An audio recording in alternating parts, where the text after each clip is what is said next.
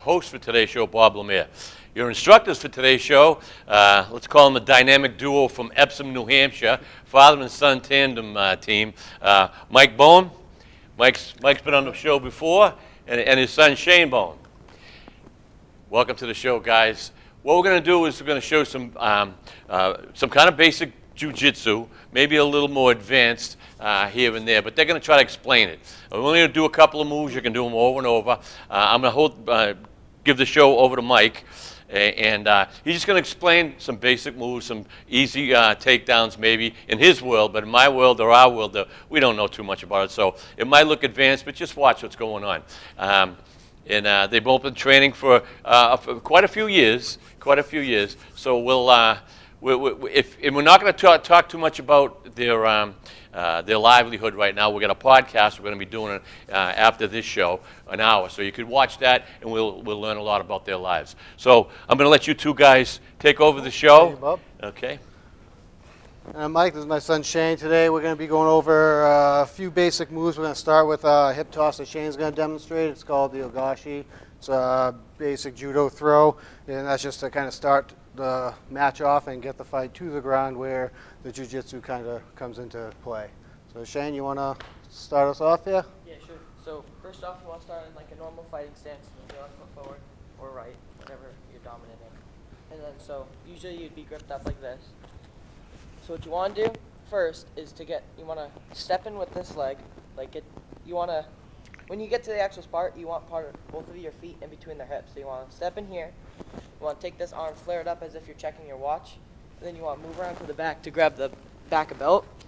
Then, like I said before, get your feet in between their feet and get your hips. You want to get low and shoot out past their hips, and then you want to pull up and load like this, as if you were going to throw it. I'm not going to throw him because he's too old. Well, not only that, Mike's all mic'd up. We'll call it the mic, but I get junk hips as well. I'm going to throw him and then go into the demonstration. And the thing is, we did this show probably more than a year ago, and he was taking me down. We're both mic'd up. We had wires all over the place. I said, I'm standing to the side and let him and Shane do it. Okay, go ahead, guys. So to recap on what Shane was just going over here, I'm in my dominant fighting stance, which I prefer to have my right leg forward. We're getting out a little bit. I have my grips in. I secure this arm here. At the same time as I step with my lead leg, I'm checking my watch. So I'm popping up here, stepping in, get the underhook. You can grab onto the material here or the belt. Spin the other foot around. My hips go beyond his hips and lower. Load them up. And then you roll them forward towards the side that they're loaded on. When he comes down, you've still got a secure grip on his arm. That can bring you into various amounts of moves. You can either go right into a knee on belly type position. You can go into a side control.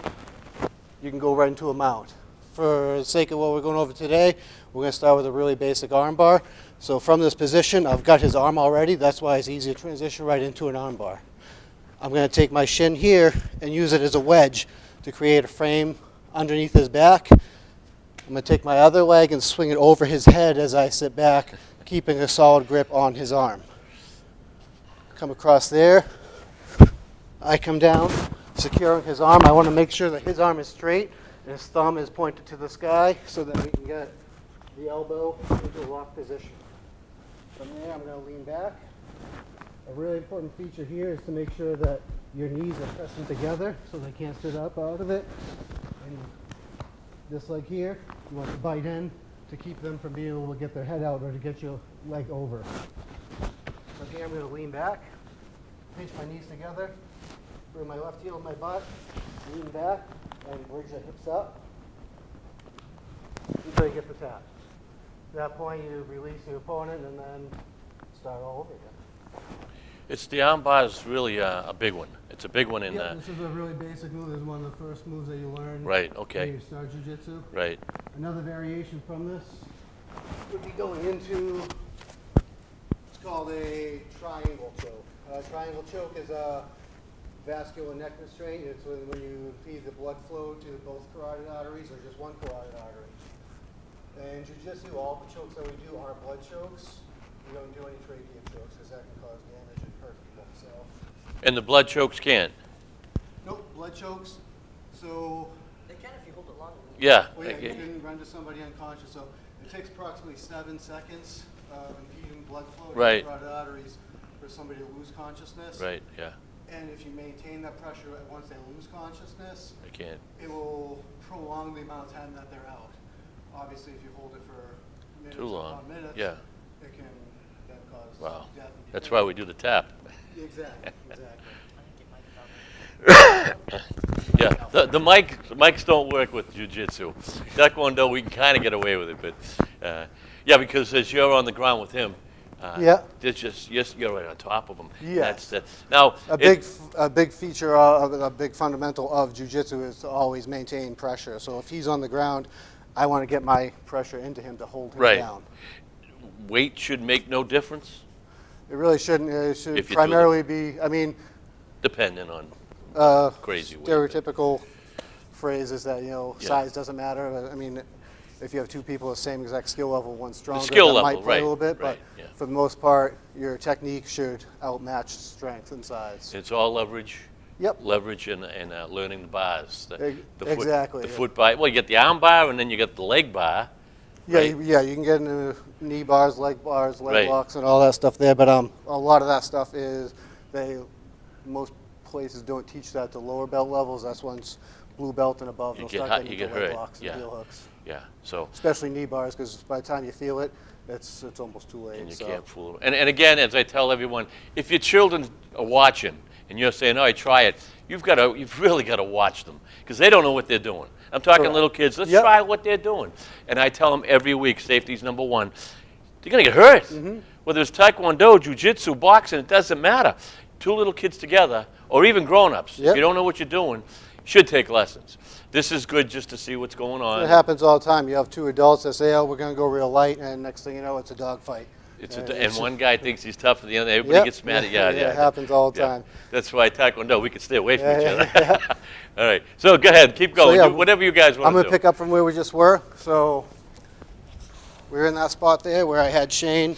Let's come this way here. Yeah, that's a good spot there.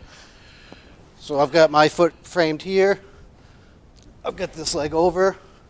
And let's say I'm trying to get him for the arm bar, but he locks his arms up. And now I can't get it. I'm trying to fight it. I could either abandon this or go to something else, or I can transition keeping this locked in. I'm going to take this leg here and feed it through his feet, through his arms and his feet. I'm going to replace this foot with this foot.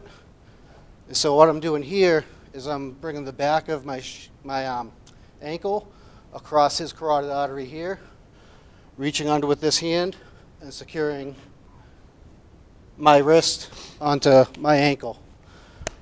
Right now this is a good setup for the triangle because I've got one carotid blocked and the other one is still open, but I don't need that one.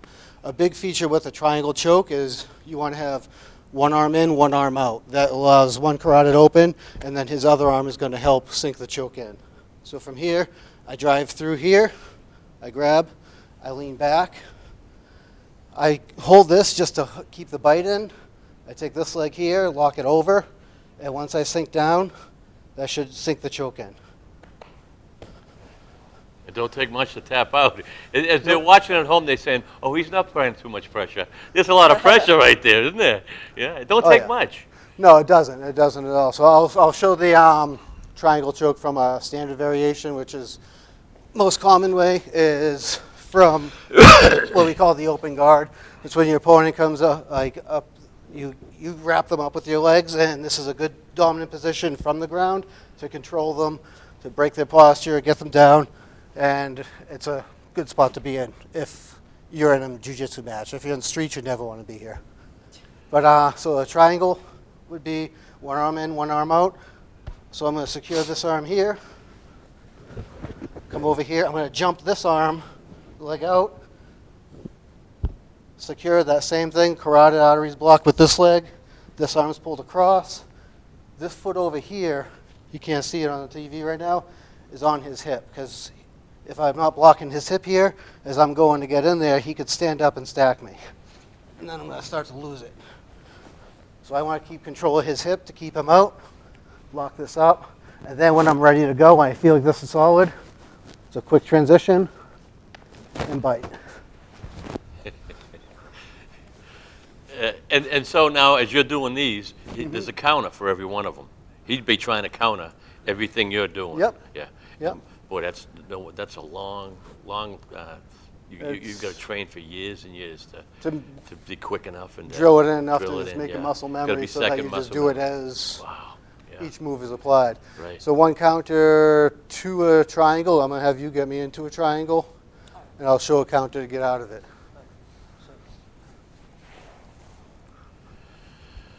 So you've got one arm in, one arm out. Lock that there. Watch out for the mic.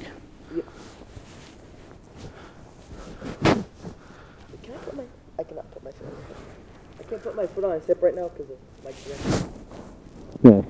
So you put me here. I already feel the stone sink in. So I start getting worried if I stand up. So what I'm going to do is I'm going to take this lead knee and rotate it around onto his rib cage. Break his posture down, because right now as you drop your knee on the rib cage, knocks his wind out, and I'm able to move into side control from there. You know, and the funny thing is, Mike is my nephew, and Shane is my grandnephew. And Shane says, "Oh, I thought I was taking you down, Uncle Bob." And I said, "No." As I'm watching this, I'm saying, "Thank God, you're good with Dad. Let me tell you, go get him." All right. So I'm going to run down the whole thing from the start. We'll start with the hip toss. We'll go right into the arm bar, lock that up, and we'll sink into the triangle. So I want to make it so you come down here. I'm just making sure we're facing the right way for the camera. So Shane and I are engaging here. I'm popping the wrist. I'm getting the underhook. This foot comes in. This one comes around. I get my hips low on the outside of his. Now I should just be able to stack him here and hold him if I want to. I can stand here all day long. There's really no pressure. Can't really feel him at all. From there, I'm going to flip. Come into a knee on belly. From there, it's real easy to transition here. Fall back. Get the arm bar. Knees tight. Heel to the butt. He secures his arm. I can't get in there. I want to try something else. Fish this foot out. Trade feet. Secure here. Fall back. Lock up to triangle finish. So the whole purpose of that, personally, is I've got the takedown, I've got the arm bar right there, and the triangle is a backup plan. Just in case the person's thinking one step ahead of you, they sense the arm bar coming, they hide their arm, you want to have something to do to counter that move, and so on and so forth. It's kind of the grand scheme of jiu-jitsu in a sense anyways. It's like a giant chess game for the most part. Right. Uh, When you now, let me ask a question. You both starting your match and you're standing up, right? Yeah. Yes.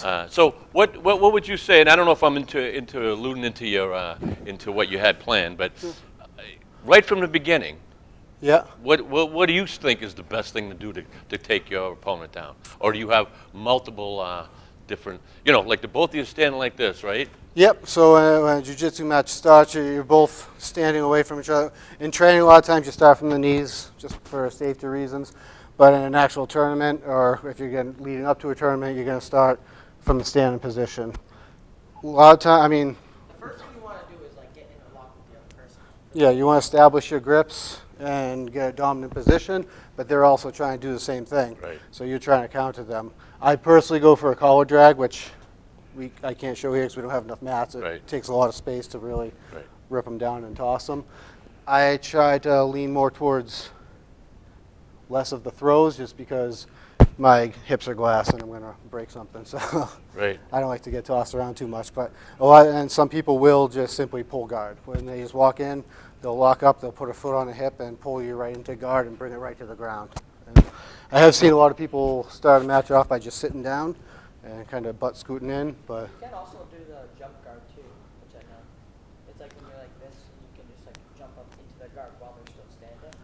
yeah. I have seen that before, but it's more of like an advanced type move. Yeah, I don't think they especially with kids and stuff, that is not allowed. All right, so just for 1 second, the both of you are starting a match. Yep. All right, you're gonna let Mike dominate, all right? So, but you can kind of do a little of your own moves, but just show us what your favorite move would be. And I don't know if you're giving anything away if you're gonna compete or anything, but your favorite move. Not so much favorite. I can't do the one I would normally do. That's the one you can't do. But I'll show. Do something easier then. So we just did the hip toss. I'll just show how to just walk in and pull guard, like Right. from like a safe perspective, not Show the- jumping it. that. What's up? You could probably show like a double leg or a single leg. If you want to do that, you want to do it? Yeah, sure. Okay. So which one are you going to show? So I'm going to show the single leg. So let's say you're like this, and then for the single leg, you're going to go for their lead leg. One thing you do want to do is, hold on, turn it up. When you come in for that single leg, you want to come in with this and pick it up. Never leave your head on this outside because, watch, just do the choke. So Okay. when you come out for that single leg, thinking out choke your wrist. But if you're all set up like this, and you go in for the inside, you bring it up, they can't choke you anymore. Step back here and you can just take me down. And then when you take them down, yeah. So when you're doing the single leg, make sure your head stays on the inside. Grab with your left arm. Come in like this, and then a way to take them down is to just twist this knee and turn. And then from here, you can then try and pass their guard into either a knee on belly or a side control like this. Okay. That's why we wanted the pads. Yes, yeah. We did it last time without the pads. I'm going, boy, this floor is hard. And you weren't even throwing me. No. Yeah. Yeah, a real easy way to just to get into a guard position is if we're circling around, we lock up, we get our grips in, he's going to be resistant. To try to get that throw in, I might struggle, and if I do it wrong, he's going to be able to collapse into my arm and take me over. And also one thing I forgot to mention, like that's like go for a single leg. One thing you can do to counter that, you can almost grab them up like this, and then you want to bring it down. Sprawl out backwards. Yeah, sprawl it back. So a simple guard pull, collar grip, sleeve grip. This foot stays planted. I'm going to bring my rear foot right to his hip and just fall back and bring him right into a guard. Quick, easy way to get into bring the fight to the ground. You don't get any points for a takedown or anything like that, but you at least kind of stop the dancing around a circle and get right into the jiu-jitsu part of it. Right, yeah. Wow. Because how do they score points? Is it more like wrestling? Like the point if you take someone down? Or points for the takedown, you get points for passing guard, establishing dominant positions, and submission attempts. If you submit, then obviously you win the match automatically, Right. and you get points for that as well. And is there like a reverse, or did you already just say that? Like, said they've got you, but you reversed out of it? Yep, Yeah. yep. Okay, so a lot of wrestling.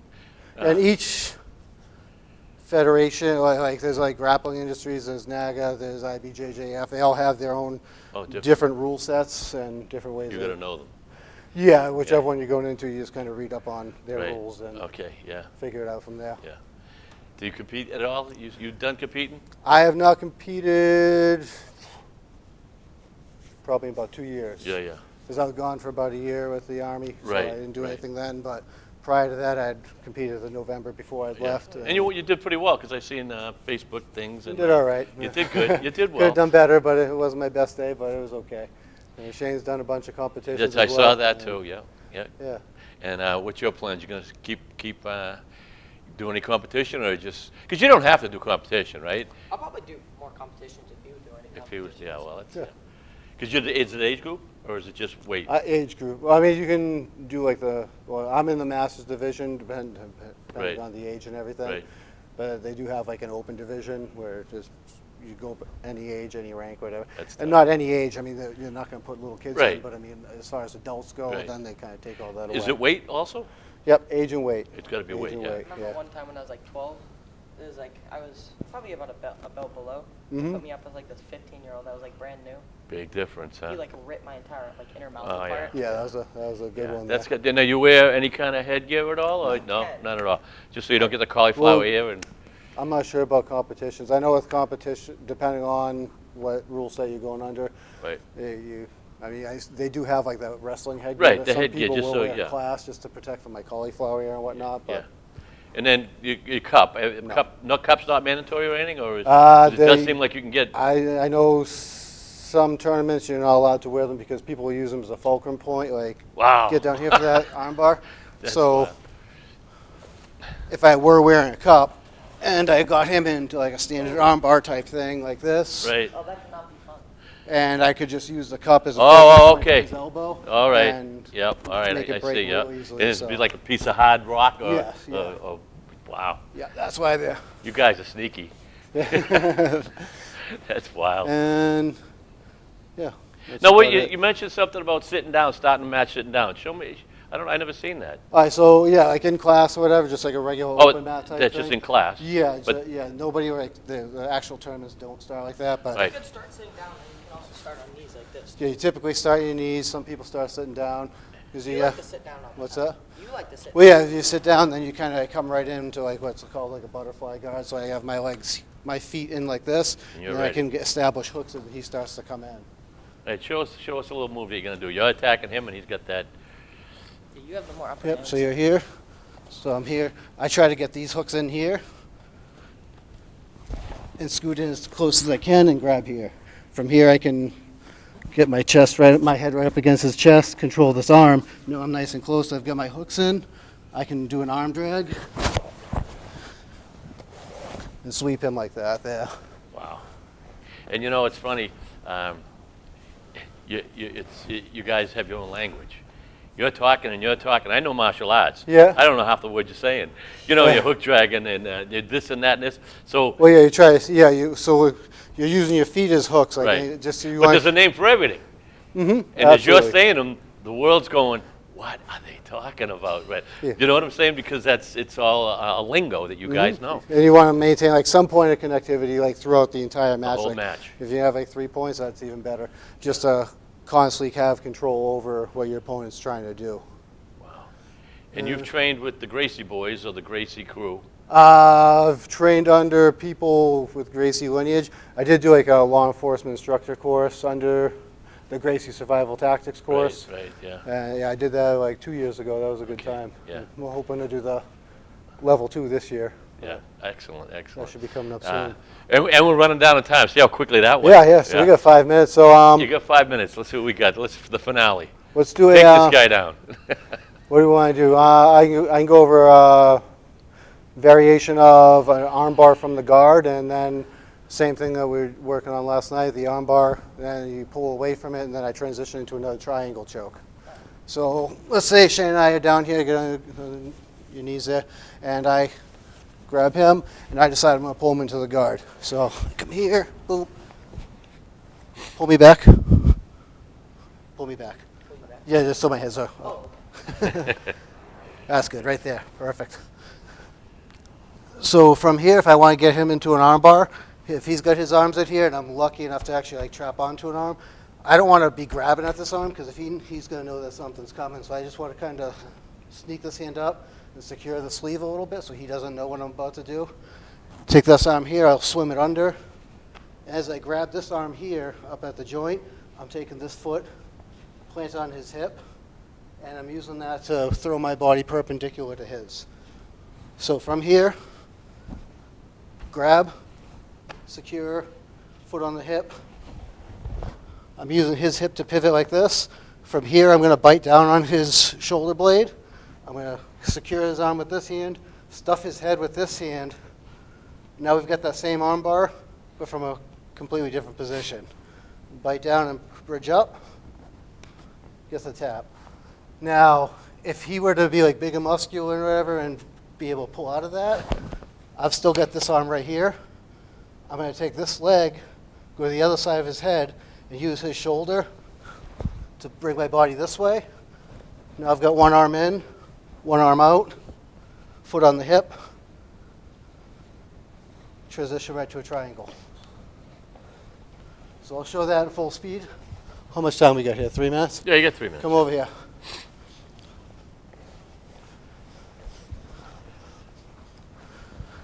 So starting from the guard, sneak handed here, grab that up, spin around, bite hard, leg over. You don't have to stuff the head.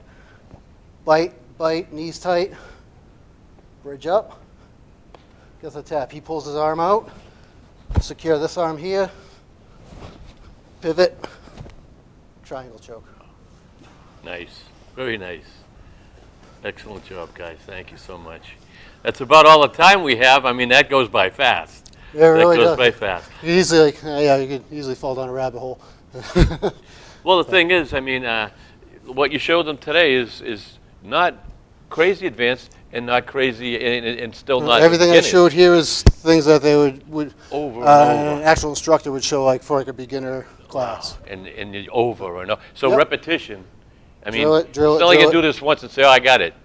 No, yeah, you need to make it so it's muscle memory because when you're applying it, your opponent's coming at you full speed, They're so you need to fighting be it, able to right. recognize it beforehand and then apply it. Wow, it's a chess match. Mm-hmm. It's a Absolutely, big chess match. absolutely. Well, I hope you enjoyed the show. It went by fast. I plan on getting these two back a couple more times. We'll get different variations, do jiu-jitsu, and see how they're coming along. If you want to watch this show, Grandmaster Bob Lemire, Taekwondo, on YouTube.